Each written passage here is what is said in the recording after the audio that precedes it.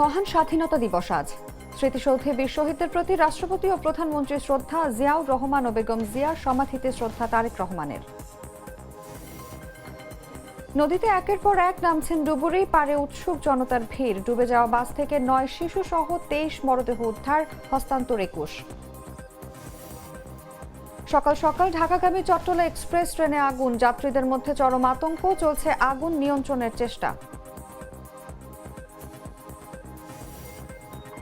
এবার মার্কিন F-18 যুদ্ধবিমান ধ্বংসের দাবি ইরানের, ভিডিও প্রকাশ। যুক্তরাষ্ট্রের সঙ্গে কোনো আলোচনা নয়, সাফ জানালো তেহরান। এবং এশিয়ান কাপ বাছাই মিশনের আগে ফিফা ফ্রেন্ডলি ম্যাচ, ভিয়েতনামের বিপক্ষে বাংলাদেশের টনিক হামজা চৌধুরী।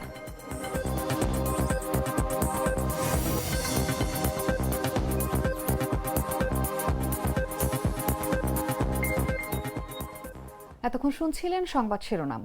দর্শক, আমন্ত্রণ বেলা 11টার খবরে। আমি সঙ্গে আছি মনোভা বিশ্বাস।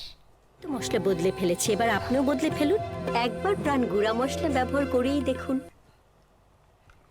চলে যাচ্ছি পুরো খবরে। আজ 26শে মার্চ, মহান স্বাধীনতা দিবস। 1971 সালের এই দিনে অন্ধকারের বুক চিরে উচ্চারিত হয়েছিল স্বাধীনতার ঘোষণা, যা বাঙালির দীর্ঘ বঞ্চনা আর সংগ্রামকে রূপ দেয় মুক্তির লড়াইয়ে। 25শে মার্চের কাল রাত পেরিয়ে সেই প্রথম প্রহরের আহ্বান ছড়িয়ে পড়ে চট্টগ্রামের কালুরঘাট বেতার কেন্দ্র থেকে, জাগিয়ে তোলে প্রতিরোধের আগুন। 9 মাসের রক্তক্ষয়ী যুদ্ধ, অগণিত প্রাণ আর ত্যাগের বিনিময়ে অর্জিত হয় স্বাধীনতা। তাই 26শে মার্চ শুধু ইতিহাস নয়, এটি বাঙালির আত্মপরিচয়, সাহস আর পুনর্জাগরণের এক অবিনাশী প্রতীক। তুষার ইসলামের রিপোর্টে বিস্তারিত, জাগো ডেস্ক রিপোর্টে। 26 মার্চ তারিখটি কেবল ক্যালেন্ডারের একটি দিন নয়, বরং একটি জাতির আত্মপ্রকাশের ঘোষণাপত্র। 1971 সালের এই দিনে বঙ্গবন্ধু শেখ মুজিবুর রহমানের পক্ষে স্বাধীনতার ঘোষণাপত্র পাঠ করেন মেজর জিয়াউর রহমান। যে ঘোষণা বাঙালির দীর্ঘ সংগ্রামকে রূপ দেয় সশস্ত্র মুক্তিযুদ্ধে। পটভূমি ছিল দীর্ঘ বঞ্চনার ইতিহাস। 1947-এ দেশভাগ, 1956 সালে পূর্ব বাংলার নামকরণ করা হয় পূর্ব পাকিস্তান। রাজনৈতিক অধিকার, অর্থনৈতিক ন্যায্যতা আর সাংস্কৃতিক স্বীকৃতি থেকে ক্রমাগত বঞ্চিত ছিল এ অঞ্চল। 1952 আন্দোলন, স্বায়ত্তশাসনের দাবিতে 6 দফা, 69-এর গণ অভ্যুত্থান এবং 70-এর নির্বাচনে বাংলাদেশ আওয়ামী লীগের নিরঙ্কুশ বিজয় সবই ছিল এক অনিবার্য বিস্ফোরণের পূর্ব ভূমিকা। সেই বিস্ফোরণ ঘটে 25 মার্চের কাল রাতে। অপারেশন সার্চ লাইটের নামে পাকিস্তানি বাহিনী নিরস্ত্র বাঙালির উপর নির্বিচারে হামলা চালায়, যা ইতিহাসের নৃশংসতম গণহত্যাগুলোর একটি। ঢাকার আকাশে আগুন, রাস্তায় রক্ত, এই অন্ধকারেই জন্ম নেয় আলোর শপথ। 26শে মার্চের প্রথম প্রহরে স্বাধীনতার ঘোষণা সেই শপথকে দেয় আনুষ্ঠানিক রূপ। পরে চট্টগ্রাম কালুরঘাট বেতার কেন্দ্র থেকে তা ছড়িয়ে পড়ে সর্বত্র, হয়ে ওঠে প্রতিরোধের বারুদ। শুরু হয় রক্তক্ষয়ী মুক্তিযুদ্ধ। 9 মাসে 30 লাখ শহীদের আত্মদান ও লক্ষাধিক নারীর অসীম ত্যাগে রচনা হয় একটি স্বাধীন দেশের মানচিত্র। 16 ডিসেম্বর 1971-এ বাংলার আকাশে ওঠে বিজয়ের সূর্য। প্রতি বছর 26 মার্চ জাতীয় স্মৃতিসৌধে নীরব শ্রদ্ধায় স্মরণ করা হয় জাতির আত্মত্যাগী শ্রেষ্ঠ সন্তানদের। 26 মার্চ তাই কেবল স্বাধীনতার ঘোষণার দিন নয়, এটি বাঙালির আত্মমর্যাদা, প্রতিরোধ আর পুনর্জন্মের চিরন্তন প্রতীক। তুষার ইসলাম, জাগো নিউজ। মহান স্বাধীনতা ও জাতীয় দিবস উপলক্ষে সাভারের জাতীয় স্মৃতিসৌধে 1971 সালের মহান মুক্তিযুদ্ধে বীর শহীদদের প্রতি শ্রদ্ধা নিবেদন করেছেন রাষ্ট্রপতি মোহাম্মদ শাহাবুদ্দিন ও প্রধানমন্ত্রী তারেক রহমান। বৃহস্পতিবার ভোর 6টায় পুষ্পস্তবক অর্পণের মাধ্যমে বীর শহীদদের স্মৃতির প্রতি তারা এই শ্রদ্ধা জানান। পুষ্পস্তবক অর্পণের পর মহান মুক্তিযুদ্ধের বীর শহীদদের স্মৃতির প্রতি সম্মান জানাতে রাষ্ট্রপতি ও প্রধানমন্ত্রী কিছুক্ষণ নীরবে দাঁড়িয়ে থাকেন। এ সময় সেনাবাহিনী, নৌবাহিনী ও বিমান বাহিনীর সমন্বয়ে গঠিত একটি চৌকস দল গার্ড অব অনার প্রদান করে এবং বিয়োগলে বেজে ওঠে করুণ সুর। রাষ্ট্রীয় আনুষ্ঠানিকতা শেষে প্রধানমন্ত্রী তারেক রহমান তার মন্ত্রী পরিষদ সদস্যদের ও বিএনপির স্থায়ী কমিটির সদস্যদের নিয়ে পুনরায় শহীদদের স্মরণে পুষ্পস্তবক অর্পণ করেন। এ সময় দেশের জন্য আত্মোৎসর্গকারী বীর সন্তানদের আত্মার শান্তি কামনা করা হয়। শ্রদ্ধা নিবেদনকালে রাষ্ট্রপতি ও প্রধানমন্ত্রীর সঙ্গে সরকারের মন্ত্রী পরিষদ সদস্যবৃন্দ, তিন বাহিনীর প্রধান এবং সরকারের উচ্চ পদস্থ সামরিক ও বেসামরিক কর্মকর্তারা উপস্থিত ছিলেন।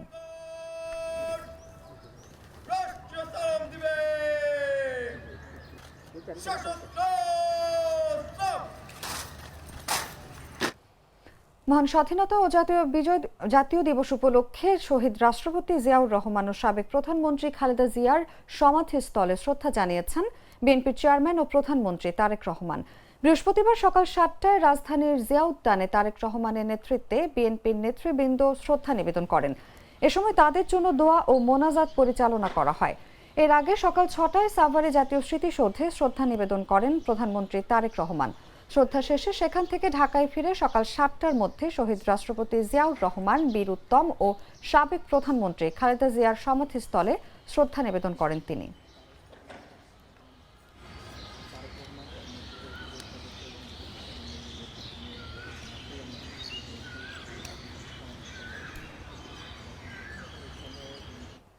বিএনপি চেয়ারম্যান ও প্রধানমন্ত্রী তারেক রহমানের প্রতি দেশের মানুষ আস্থাশীল বলে মন্তব্য করেন দলটির মহাসচিব ও স্থানীয় সরকার, পল্লী উন্নয়ন ও সমবায় মন্ত্রী মির্জা ফখরুল ইসলাম আলমগীর বলেছেন, তিনি সুখী সমৃদ্ধ দেশ গড়বেন। বৃহস্পতিবার মহান স্বাধীনতা ও জাতীয় দিবস উপলক্ষে রাজধানীর জিয়া উদ্যানে শহীদ রাষ্ট্রপতি জিয়াউর রহমান এবং সাবেক প্রধানমন্ত্রী বেগম খালেদা জিয়ার সমাধিতে শ্রদ্ধা নিবেদন শেষে এসব কথা বলেন তিনি। তারেক রহমানের নেতৃত্বে এক মাসেই দেশ অনেক এগিয়ে গেছে বলেও মন্তব্য করেন তিনি।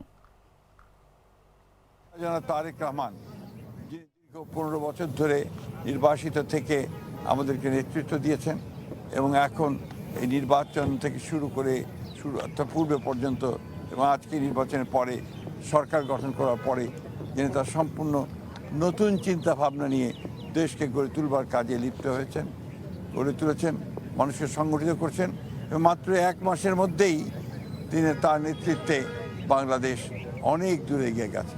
আমরা সবাই জানি যে ফ্যামিলি কার্ড, কৃষক কার্ড হবে, খাল খনন কর্মসূচি, কৃষকদের সুদ মকুব সব মিলিয়ে এবং ইমাম, মুয়াজ্জিম এবং পুরোহিত তাদেরকে চার্চের পাদ্রী তাদেরকে যে আপনার ভাতা দেওয়া হচ্ছে সেটাও একটা নতুন কার্যক্রম এখানে শুরু হয়েছে। আমরা জনাব তারেক রহমানের প্রতি অত্যন্ত সারা দেশের মানুষ তারা আশাবাদী, আস্থাশীল এবং এই নেতার নেতৃত্বে বাংলাদেশ অবশ্যই একটা গণতান্ত্রিক, সুখী, সমৃদ্ধ বাংলাদেশে পরিণত হবে এই বিশ্বাস আমাদের।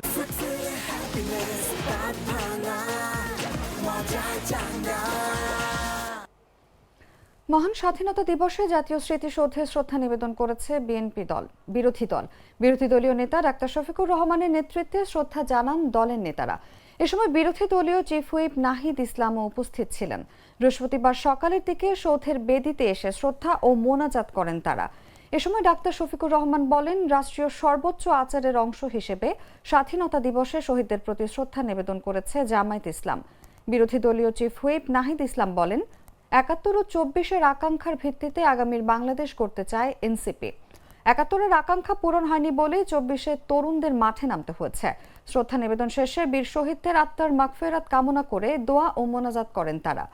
এর আগে মহান স্বাধীনতা দিবস উপলক্ষে জাতীয় স্মৃতিসৌধে প্রথমে শ্রদ্ধা জানান রাষ্ট্রপতি মোহাম্মদ শাহাবুদ্দিন এবং প্রধানমন্ত্রী তারেক রহমান।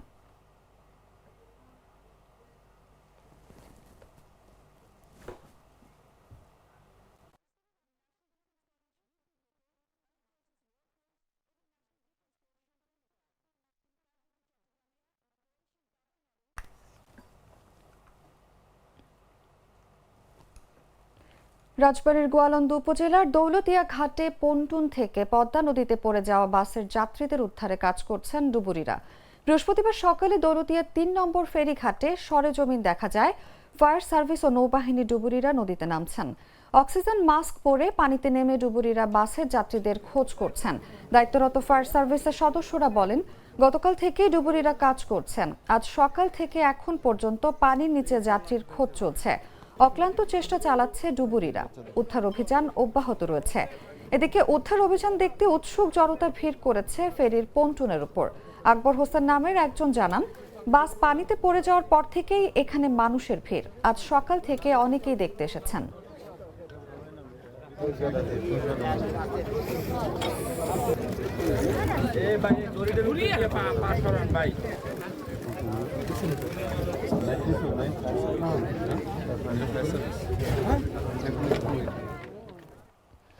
রাজবাড়ীর গোয়ালন্দের দৌলতিয়া ফেরিঘাটের পন্টুন থেকে যাত্রীবাহী বাস পদ্মা নদীতে পড়ে যাওয়ার ঘটনায় এখন পর্যন্ত নারী ও শিশু সহ 23 জনের মরদেহ উদ্ধার করা হয়েছে। এর মধ্যে 21 জনের মরদেহ শনাক্ত শেষে তাদের পরিবারের কাছে হস্তান্তর করেছে জেলা প্রশাসন। বৃহস্পতিবার সকাল 7:30টার দিকে রাজবাড়ী জেলা প্রশাসন সূত্রে এই তথ্য নিশ্চিত হওয়া গেছে। নিহতদের মধ্যে 9 জনই শিশু বলে জানা গেছে। বুধবার দুপুরে কুষ্টিয়ার কুমারখালী থেকে ঢাকার উদ্দেশ্যে ছেড়ে আসে বাসটি। বিকেল 5:30টার দিকে দৌলতিয়ার 3 নম্বর ফেরিঘাটের পন্টুন দিয়ে ওঠার সময় বাসটি নিয়ন্ত্রণ হারিয়ে সরাসরি পদ্মা নদীতে পড়ে তলিয়ে যায়। তাৎক্ষণিকভাবে স্থানীয়রা 10 থেকে 12 জনকে জীবিত উদ্ধার করতে পারলেও বাকিরা নিখোঁজ থাকেন। বাসে থাকা যাত্রীরা ঈদের ছুটি শেষে কর্মস্থলে ফিরছিলেন। ধারণা করা হচ্ছে দুর্ঘটনায় পড়া বাসটিতে প্রায় 40 থেকে 50 জন যাত্রী ছিলেন। আমি ঘাটে আছি।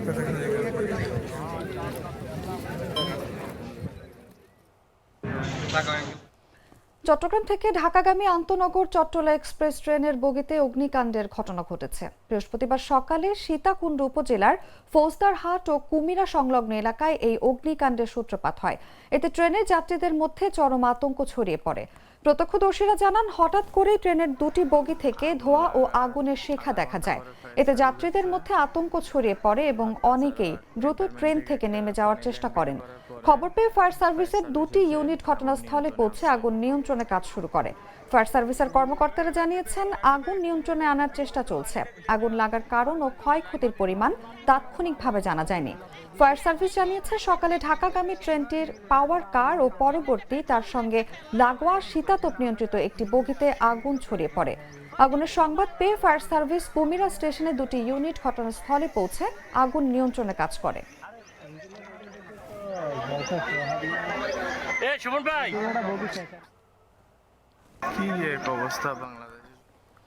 প্রতিরক্ষা গোয়েন্দা মহাপরিদপ্তরের সাবেক মহাপরিচালক লেফটেন্যান্ট জেনারেল শেখ মামুন খালেদকে গ্রেফতার করেছে ঢাকা মহানগর গোয়েন্দা পুলিশ। বুধবার রাতে রাজধানীর মিরপুর ডিওএইচএস এর বাসা থেকে তাকে গ্রেফতার করে ডিবি পুলিশ। ডিবির যুগ্ম পুলিশ কমিশনার মোহাম্মদ নাসিরুল ইসলাম গ্রেফতারের বিষয়টি নিশ্চিত করেছেন। তবে কোন মামলায় গ্রেফতার করা হয়েছে সেই বিষয়ে তাৎক্ষণিকভাবে বিস্তারিত কিছু জানাননি তিনি। জানা গেছে, ডিজিএফআই এর এই কর্মকর্তার বিরুদ্ধে পতিত আওয়ামী লীগ আমলে রাজনৈতিক কাজে সম্পৃক্ত করা, জঙ্গি নাটকের প্রবক্তা, দুর্নীতির মাধ্যমে শত কোটি টাকা আত্মসাৎ, আয়নাঘরের রূপকার এবং সজীব ওয়াজেদ জয়ের ক্ষমতা অপব্যবহার করে হাজার কোটি টাকা অবৈধভাবে উপার্জনের অভিযোগ রয়েছে। 2025 সালের 22শে মে শেখ মামুন খালেদ তার স্ত্রী নিগার সুলতানা খালেদ সহ 4 জনের দেশত্যাগের নিষেধাজ্ঞা দিয়েছিলেন আদালত। দুর্নীতি দমন কমিশনের পৃথক 2টি আবেদনের পরিপ্রেক্ষিতে ঢাকা মহানগর দায়রা জজ আদালতের জ্যেষ্ঠ বিশেষ জজ জাকির হোসেন গালিব ওই আদেশ দেন।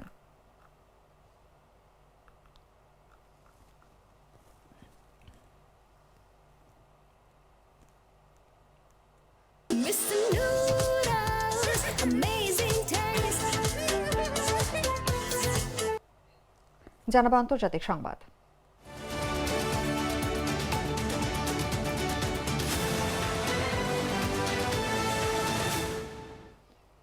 চরম উত্তেজনার মধ্যেই আকাশপথেও বড় ধরনের সাফল্যের দাবি করেছে ইরান। চাবাহার অঞ্চলে একটি মার্কিন F-18 যুদ্ধবিমান ভূপাতিত করা হয়েছে বলে জানিয়েছে দেশটির রেভলিউশনারি গার্ড কোর তথা IRGC। প্রমাণ হিসেবে ভিডিও ফুটেজও প্রকাশ করা হয়েছে। এরপরও এই দাবি প্রত্যাখ্যান করেছে যুক্তরাষ্ট্র। ইরানকে বাস্তবতা মেনে পরাজয় স্বীকার করে চুক্তিতে যেতে আহ্বান জানিয়েছে যুক্তরাষ্ট্র। নয়তো দেশটিতে আরও ভয়াবহ আঘাত হানার হুঁশিয়ারি দিয়েছে হোয়াইট হাউস। তেহরান বলছে, বিভিন্ন পক্ষের মাধ্যমে যুক্তরাষ্ট্র আলোচনার চেষ্টা চালাচ্ছে, তবে রাজনৈতিক সমঝোতায় পৌঁছাতে হলে স্থায়ীভাবে সংঘাত বন্ধে সম্মত হতে হবে। এদিকে সংলাপের কথা বললেও ইরানের হামলা অব্যাহত রেখেছে যুক্তরাষ্ট্র ও ইসরায়েল। জবাবে তেল আবিব ও মধ্যপ্রাচ্যে পাল্টা হামলা চালাচ্ছে IRGC। ইসরায়েলের সুরক্ষা ব্যবস্থা ভেদ করে বিভিন্ন স্থাপনায় আঘাত হানছে ইরানের ক্ষেপণাস্ত্র। তেহরানের দাবি, ডিমোনা ও হাইফায় চালানো হামলায় ব্যাপক ক্ষয়ক্ষতি হয়েছে। ইসরায়েলে হামলা চালিয়েছে হিজবুল্লাহ। তাদের রকেট মেতুলা, দাফনা ও নাহারিয়া এলাকায় আঘাত এনেছে।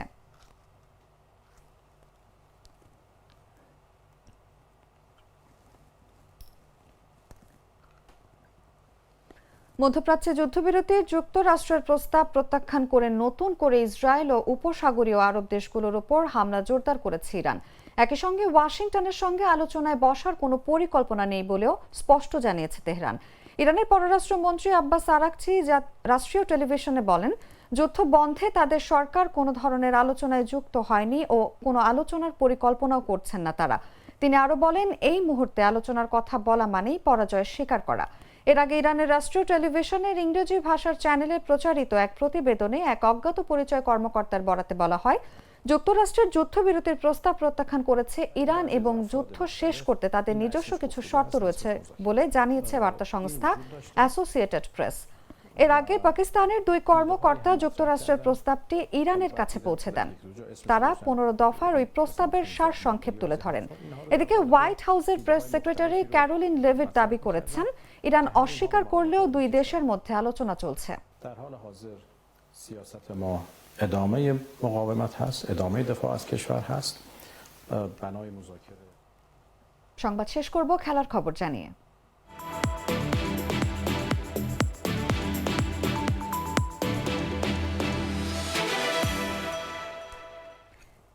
মার্চ সিঙ্গাপুরের বিপক্ষে ম্যাচ দিয়ে শেষ হবে বাংলাদেশের এএফসি এশিয়ান কাপ বাছাই মিশন। তার আগে হ্যাভিয়ার ক্যাবেরারা শিষ্যরা বৃহস্পতিবার ফিফা ফ্রেন্ডলি খেলবে ভিয়েতনামের বিপক্ষে। হ্যানয়ে বাংলাদেশ ও ভিয়েতনামের ম্যাচটি শুরু হবে সন্ধ্যা 6টায়। এটা হবে বাংলাদেশ ও ভিয়েতনামের তৃতীয় মোকাবিলা। আগের দুই ম্যাচের একটি গোল শূন্য ড্র হয়েছে এবং আরেকটি বাংলাদেশ হেরেছে 4-0 গোলে। ফিফার র্যাঙ্কিংয়ে বাংলাদেশের চেয়ে অনেক এগিয়ে ভিয়েতনাম, তার উপর ম্যাচটি হ্যানয়ে। সব মিলিয়ে এই ম্যাচে ভিয়েতনামই ফেভারিট।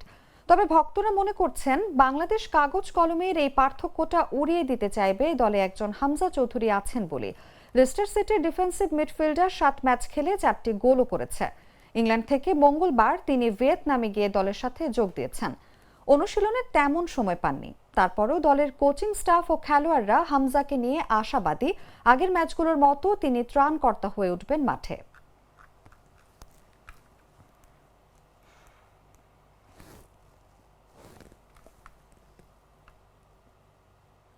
সংবাদ শেষ করার আগে শিরোনামগুলো জানিয়ে দিচ্ছি আরো একবার।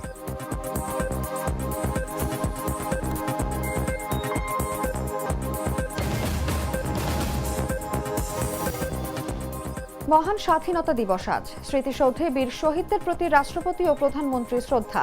জিয়াউর রহমান ও বেগম জিয়ার সমাধিতে শ্রদ্ধা তারেক রহমানের।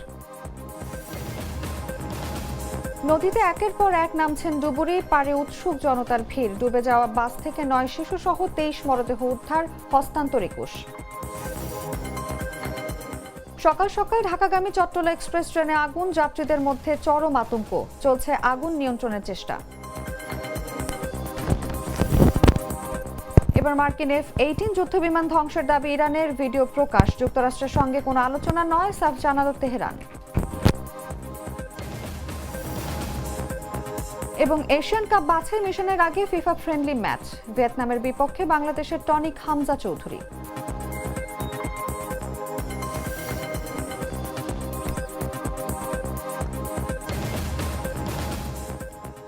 দর্শক, এই ছিল এখনকার মতো। এরপর দেখবেন দুপুর 1টার সংবাদ। প্রতি মুহূর্তে সর্বশেষ খবর জানতে ভিজিট করুন jagonews24.com। ফলো করুন আমাদের ভেরিফাইড ফেসবুক পেজ এবং সাবস্ক্রাইব করুন জাগো নিউজের ইউটিউব চ্যানেল। ধন্যবাদ সবাইকে।